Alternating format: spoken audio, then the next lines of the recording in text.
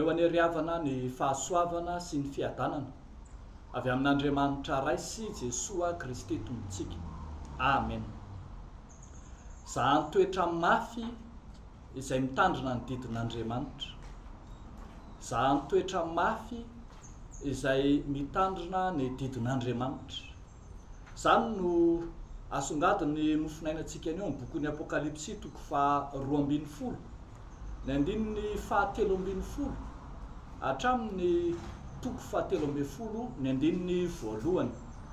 Vakitsika amin'ny anaran'ny Tompo manao hoe: ary rehefa hitan'ilay dragona fa nazera tamin'ny tany izy, dia nanenjika ilay vehivavy niteraka ny zazalahy izy, ary ilay vehivavy nomeny ny elatra roa amin'ny voromahery lehibe hanidina ho any anefitra, ho any amin'ny fitoerana izay hitaizana azy fetrandro iray sy fetrandro roa ary atsasaky ny fetrandro, mba tsy ho hitan'ilay menarana izy. Ary ilay menarana namoaka rano tamin'ny vava toy ny rika, anaraka andra-vehivavy mba hindaosy ny rika izy. Nefa ny tany namonjy andra-vehivavy ka ny vava ny tany ka nitelona ny rika izay navoaky ny dragona tamin'ny vavany. Dia tezitra tamin'ilay vehivavy ny dragona ka lasa nandeha hiady tamin'ny zanany sisa izay mitandrina ny didin'Andriamanitra sy mitana ny filazana an' Jesosy. Ary nitsangana teo ambonin'ny fasiky ny ranomasina izy. Ray Masino, manamasinana ahy amin'ny fahamarinana, ny teninao no fahamarinana. Amen. Zahan-toetra mafy izay mitandrina ny didin'Andriamanitra.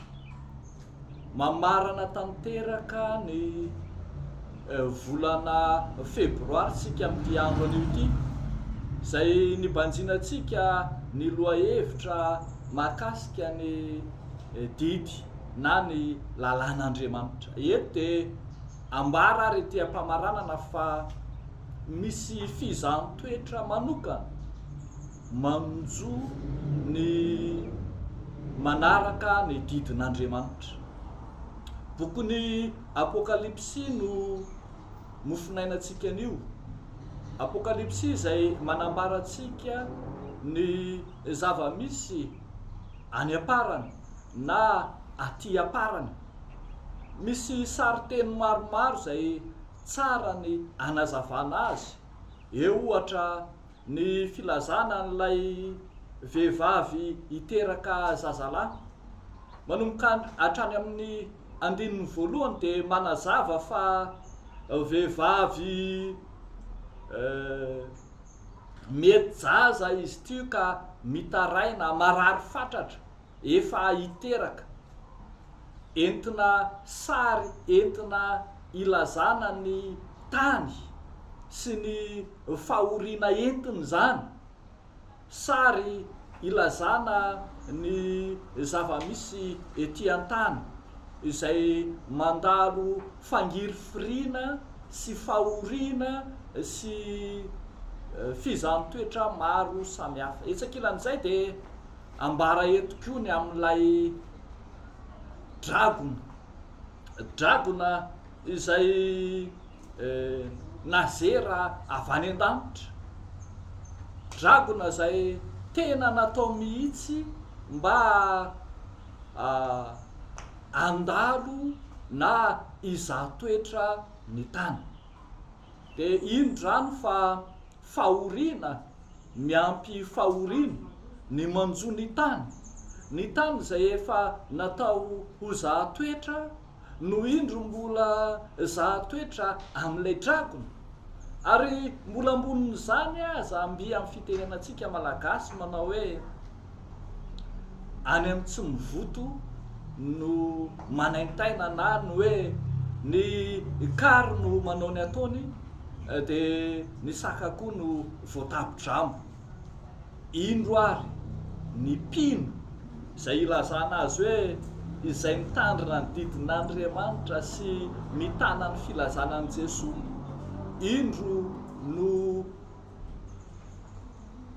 atonony ilay dragona rehefa tsy mahita mangirana any amin'ny lay vehivavy mety jaza lay tany lay dragona, dia any amin'ny mpino no manala vokiny. Fantany mantsy fa ny mpino no tsy afaka miray petsapetsa amin'ny fahoriana sy amin'ny faratsin'ny tany.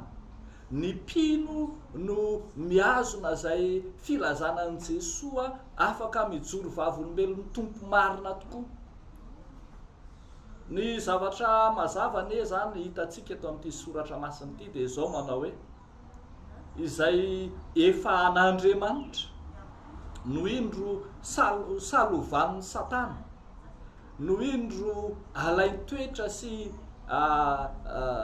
zahana-toetra sy alay-panahy, satria fantatra fa ny ratsy efa ny Satana, efa azy ihany, tsisy intereo azy intsony ny amin'ny faratsin'ny tany, fa ny mpino izay mbola tsy azo kosa no indro alay-panahy ankehitriny. Ndre avako malala, ianao lay miazona ny didin'Andriamanitra, ianao lay mitana ny filazana an' Jesosy, ianao lay efa nanaiky tamin'andraisana ho mpandray fanasan'ny tompo manao hoe manaiky marina sy mino fa Jesosy no tompo sy mpamonjy ny fiainanao.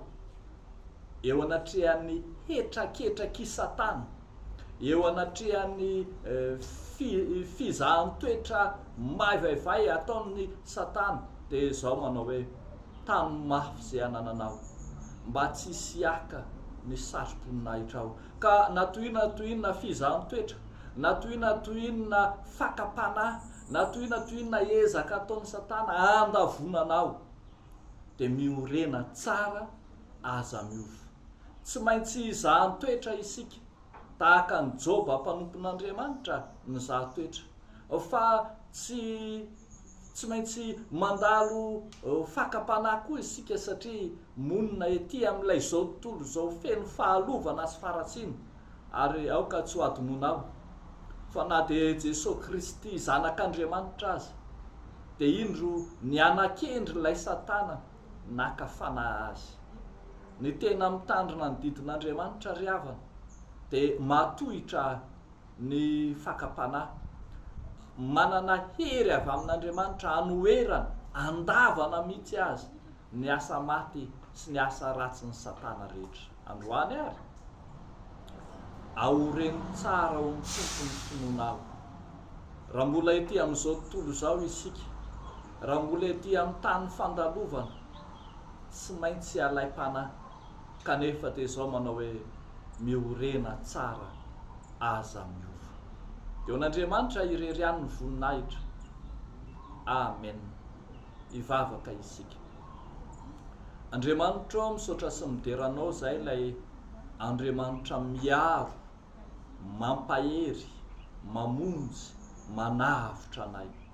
Misaotranao ny amin'i Jesosy Kristy zanakao zay nirahanao amin'izao tontolo zao, hitady sy hamonjy ny very ary hitady sy hamonjy anay raha teo.